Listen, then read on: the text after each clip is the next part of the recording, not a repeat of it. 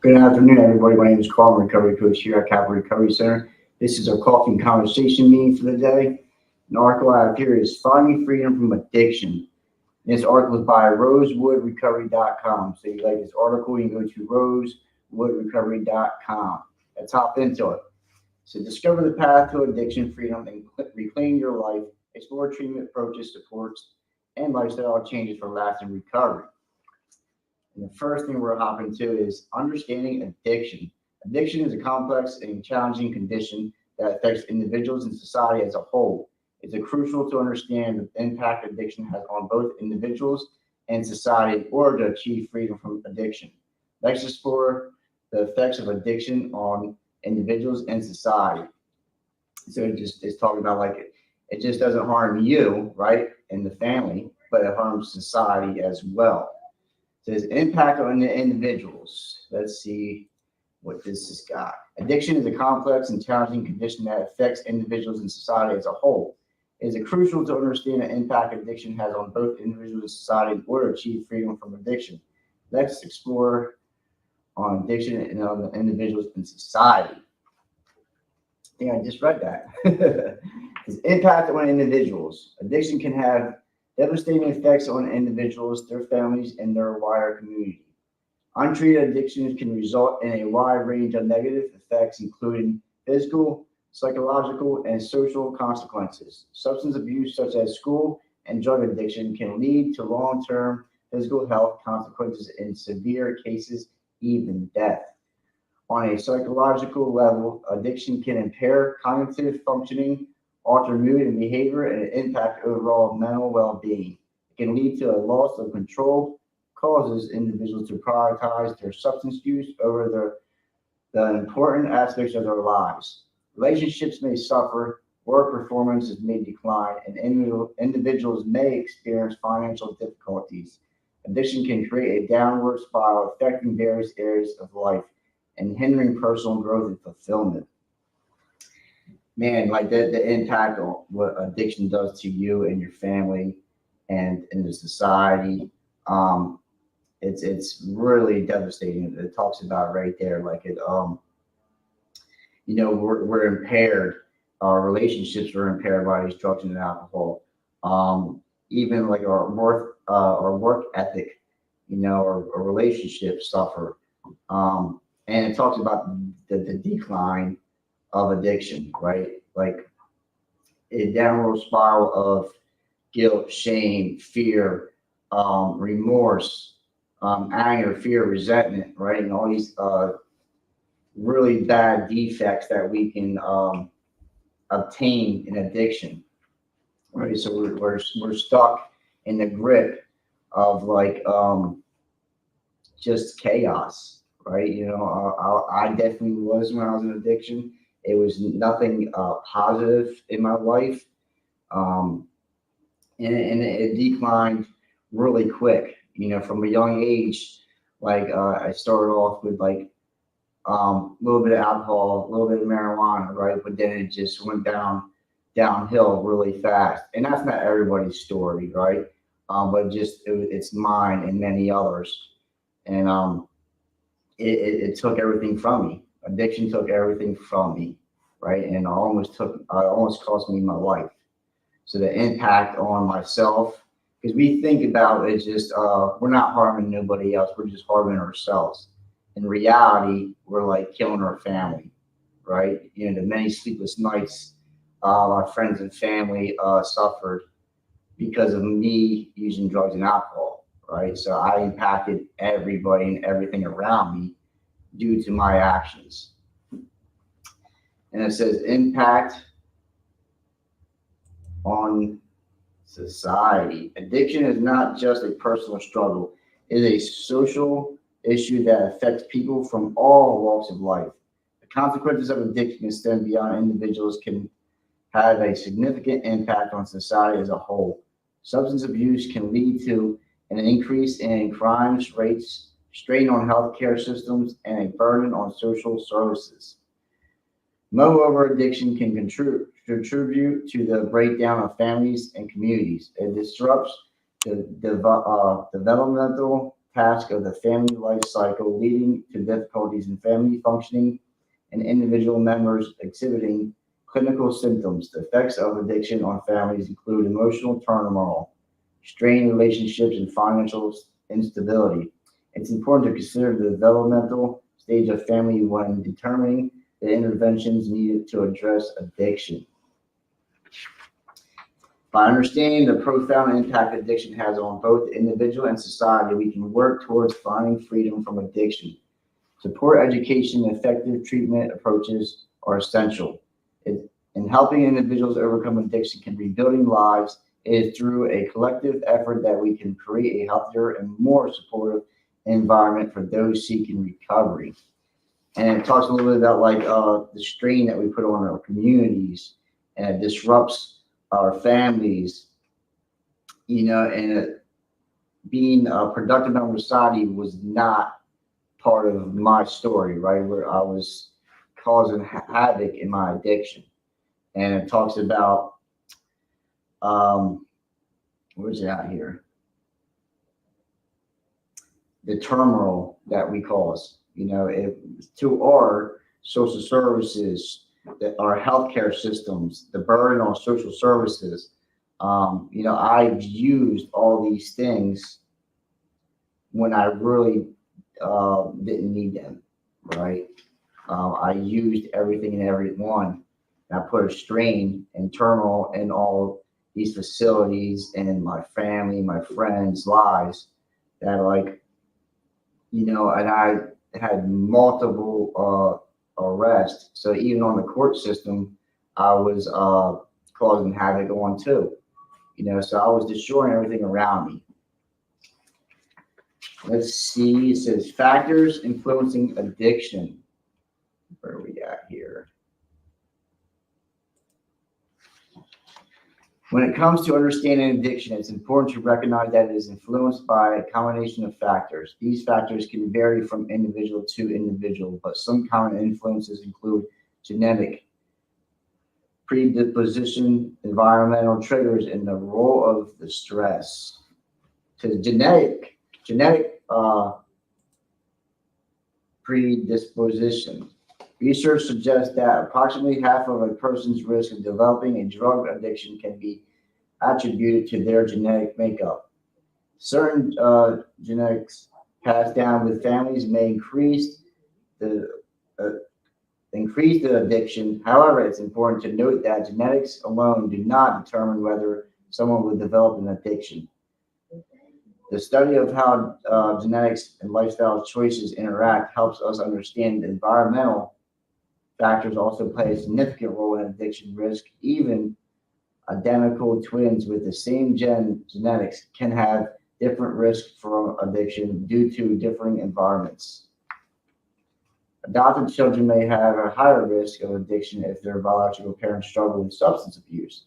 The risk is further elevated if the biological parent and alcoholism, criminal convictions, or severe psychiatric illness, while genetics predisposition can increase the vulnerability to addiction. It is essential to remember that personal choices and environmental factors also play crucial roles in the development of addiction. So basically, I think I took out that it's like just not genetics, right? That can cause addiction, right? It's the environment, the people, places, and things that we surround ourselves with is a big factor also. It's not always have to be passed down from our parents and stuff like that. But sometimes I guess that happens. But there's many other factors that can lead to addiction.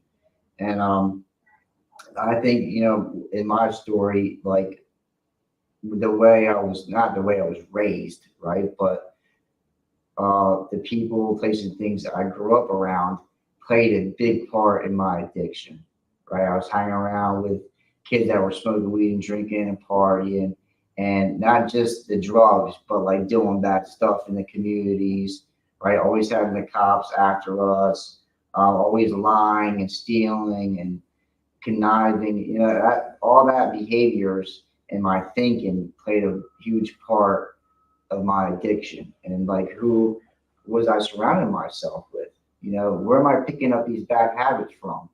And all stems from, for me, a young age.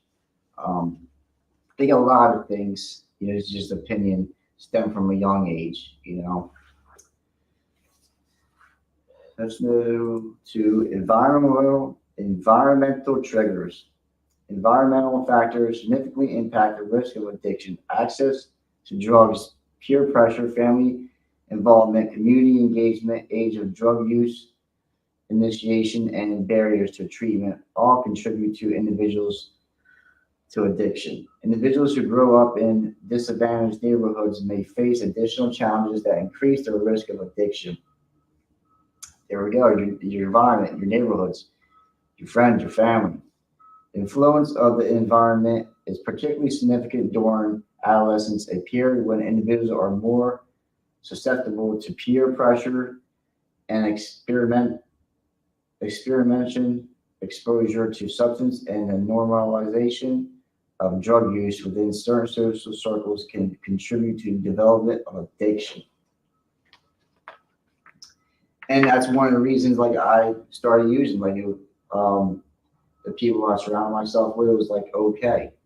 That's how I took it. Like, it was okay to smoke weed and drink and, to do this and do that. Like, it was condoned by my friends and my friends. And, I thought it was okay, but then my addiction took a turn for the worse, and I went deeper and deeper. Thank God I survived. Right now, I can better myself through the recovery process, and it took me many, many years to get here and to have a better understanding of addiction. Like, that's another thing. That's a big part as addicts, to understand the disease of addiction, because we can just think it's just like the drugs and alcohol, the substance, right? And it is a part of it, but there's more factors to it. Trauma, right? My thinking, my behaviors, my actions, guilt, shame, like all the stuff that I had to deal with when I wasn't willing to deal with at the time, right? I would just like to suppress my emotions and feelings with drugs and alcohol, right? And that was not the way to go about it. I just didn't know another way until I got in recovery. It takes time, it takes work, a lot of internal work, because it's nice to get things back. We get our lives back, houses, cars, families, friends, relationships, all this good stuff, right? But like the inner peace, and the happiness that I never thought I could get, right? That's what I strive for. I try to work on myself on a daily basis because I need the help. I'm an addict, right, in recovery, and I need to obtain my clean time by, working on myself. That's very crucial. It can be tough. It definitely can be tough, but I must do, keep working on myself. I have to. Let's go to the role of stress. It says stress is the environment can also play a significant role in the triggering addiction. Stress interacts with the brain's reward system, making individuals more vulnerable to addiction. Substance use may initially serve as a coping mechanism for individuals attempting to elevate stress or escape from challenging situations. However, over time, this reliance on substance can lead to addiction. It's important to note that addiction can stress form a complex relationship, while stress can contribute to addiction. Addiction itself can further stress levels. Breaking this cycle often requires comprehensive treatment that addresses both the addiction and the underlying stressors. Understanding the various factors that influence addiction can help us recognize the complexity of this issue. By recognizing the role of genetic predisposition, environmental triggers, and stress, individuals can seek appropriate support and treatment to overcome addiction and achieve freedom. So it talks about let's see where it is. So we have to address the addiction, right? But there's still underlying issues that we also have to address. And I talked a little bit about earlier, like trauma.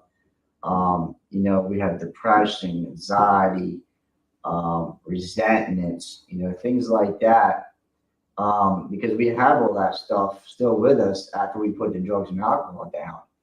Because I used to suppress my emotions and feelings, all these things going on that I just used over it, and that just didn't take them away. It was always there, and now I don't have the drugs and alcohol. Now, what do I have to cope with? Right? What am I filling that void with? And so I had to learn to deal with these things in a healthy way, right? Like communication, talking with somebody, talking to another recovering addict, asking for help. A lot of things that I didn't do until I came in recovery this time. I had to do something different. I had to do the opposite of what I was doing, because everything I was doing was negative. It was just killing me slowly but surely. So seeking help for addiction. When it comes to addiction, seeking help is a crucial step towards finding freedom and embarking on a journey of recovery. It takes courage and determination to recognize the need for change and take the necessary steps to overcome addiction. In this section, we will explore the importance of recognizing the need for change, motivation, commitment, and the value of support groups in the recovery process. That's that last part for me. Support groups in recovery, our recovery process. Like I wouldn't be here today without the support I have. I built this foundation and this support system that I need to have long-lasting recovery. I have to keep my circle strong because listen, we all fall short. We all have good days. We all have not so good days, and we always need a hand to lift us up because life can get tough. We can overwhelm ourselves. We can get stuck in the daily grind. This is going on, and we're left like, what is going on? We can be drained, at the end of the week, and like, what am I filling my cup up with? Because I always got to fill my cup up with something. There's got to be something positive. I can't lose myself in the day-to-day grind, and self-care is very important. It is. It's very important. Because, if I don't take care of myself, that's the first thing I'll lose, right? And how I take care of myself is through a recovery process. I work on myself, right? My recovery process looks like I have a sponsor, I have a home group, right? I do go to church. I have a God in my understanding. I'm in service. Like I do a lot of things for my recovery day to day. I don't do it perfectly, right? But I do what I can do for my recovery to stay clean and sober, because I knew where my help is. I can't stay stuck, right? And I cannot give back. If it was freely given to me, I would be selfish not to help somebody else out that has been in my shoes. And that's where I get my happiness from, helping others that were just lost, confused, just as I was, to get another day clean. Money can't buy that for me. Money is not what my spiritual or my aim is in life. Listen, all that material stuff can come and go. I'm here to better myself and to help somebody else out. That's where the recovery process is going. You get better with you, right? First and foremost, then get better with the world and the family and the friends around me and the world around me. Now to give back to friends and family and society and to other recovering addicts and the one that struggles, have to be there for them because there's many, many people coming behind me, It says recognizing the need for change. Recognizing the need for change is often the first step towards seeking help from addiction involves acknowledging that addiction has taken control and that a different path is necessary for a healthier and happier life. This can come from various sources, such as personal reflection experiences or the concern expressed by loved ones. It's important to listen to these signals and understand that a change is needed to break free from cycle of addiction. Yeah, I knew I had to change from long ago, right? I knew I had a problem from when I was young, right? But I wasn't willing to receive the help. When I was younger, I didn't know how bad my problem was, but I knew something was wrong, you know. But I thought it was okay, because the people I was hanging around with and other people who was doing it, some family members and moms and dads were partying and doing the same stuff. So I thought it was somewhat okay, right? But then the older I got and the deeper I got in addiction, it's like, yeah, something's definitely not right. And I am out of control, right? There's a need for change. If I wasn't going to change, I was surely going to die. Something had to give, and I put this mask on and like disconnected myself, like how much damage and chaos I was causing my family, my friends, and society, and the court system, and I was using everything and everyone around me, right?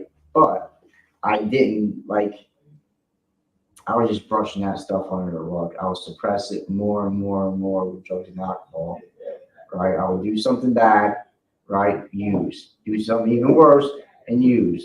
So it's just like this vicious circle, and I didn't know how to break it. I really didn't know how to break it. And I went to treatment a few times. I did okay in there, but I never did aftercare. I stopped using, right?